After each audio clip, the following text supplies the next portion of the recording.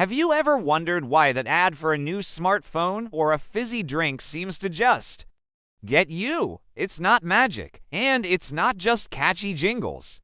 A lot of the psychology behind modern advertising has roots in one of the most tense periods in history, the Cold War. Sounds crazy, right? But stick with me, because we're about to dive into a fascinating story of spies, propaganda, and the race to win hearts and minds, which ended up revolutionizing the way companies sell you things. So, picture this. The world is split in two. The United States and the Soviet Union are locked in a global staring contest, but instead of fists, they're often using ideas as their weapons. This wasn't just about military might, it was a battle for ideological supremacy. Capitalism versus communism. To win, both sides needed to convince not only their own citizens, but the entire world that their way of life was better. This massive, global persuasion campaign was the perfect, albeit terrifying, laboratory for understanding mass psychology.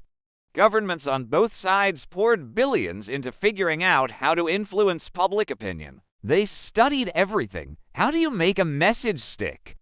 What fears can be leveraged? What desires can be tapped into? This field of research was known as psychological operations, or PSYOPs. They weren't just dropping leaflets from planes. They were pioneering sophisticated techniques to shape beliefs and behaviors on a massive scale. Think about it. The goal was to sell an entire ideology, the biggest product imaginable. So, how does this connect to your shopping cart?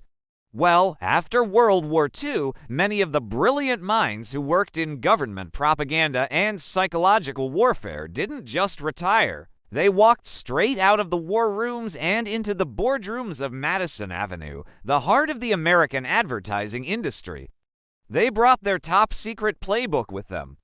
They knew how to create powerful, emotional connections, build unwavering loyalty, and, most importantly, how to create a sense of identity tied to a particular choice. One of the key concepts they brought was the idea of manufacturing consent. This was the notion that you could subtly guide people to a desired conclusion without them even realizing they were being persuaded.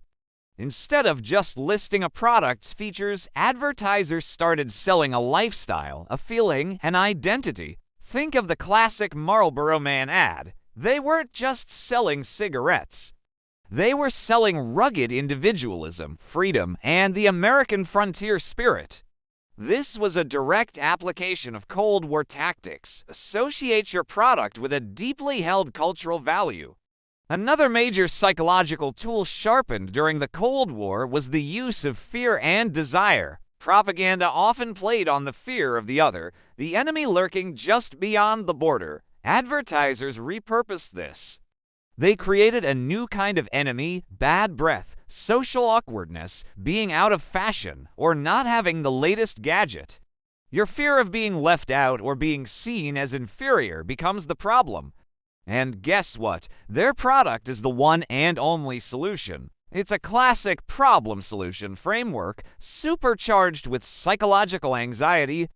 Then there's the flip side, desire. The Cold War was framed as a battle of prosperity.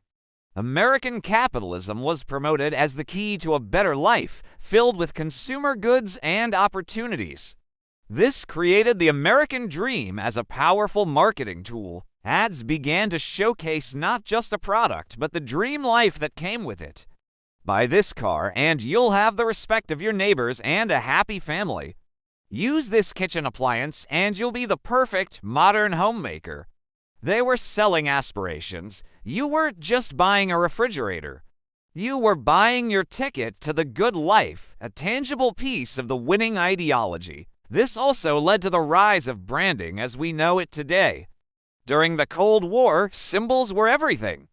The American flag, the hammer and sickle, these were powerful brands for entire nations. Advertisers realized they could do the same for companies. The goal was to make a brand like Coca-Cola or Ford not just a name, but a symbol of reliability, happiness, and the American way.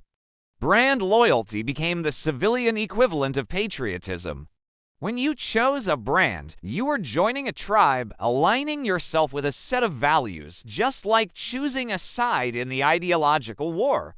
Let's also talk about the focus on the individual. One of the core tenets of Western Cold War propaganda was the emphasis on individual freedom and choice, as a stark contrast to the collectivism of the Soviet Union. This perfectly aligned with the needs of a consumer economy.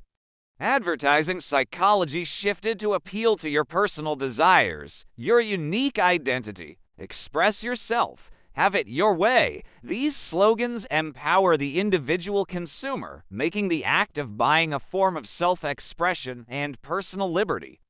Every purchase becomes a small vote for freedom, a confirmation of your individuality. So, the next time you see an ad that makes you feel a powerful emotion, whether it's the fear of missing out, the desire for a better life, or the feeling of belonging to an exclusive group, take a moment to think about its hidden history. The techniques used to capture your attention and your dollars were honed in the high-stakes battle for global influence. The fight for hearts and minds on the world stage became the blueprint for the fight for your wallet. The Cold War may be over, but its psychological tactics are alive and well, shaping our choices in the supermarket aisle every single day. It's a fascinating and slightly unsettling thought, isn't it? If you enjoyed this deep dive into the hidden history of advertising, make sure to hit that like button and subscribe for more content that unpacks the world around us. Let me know in the comments what you think. Thanks for watching, and I'll see you in the next video.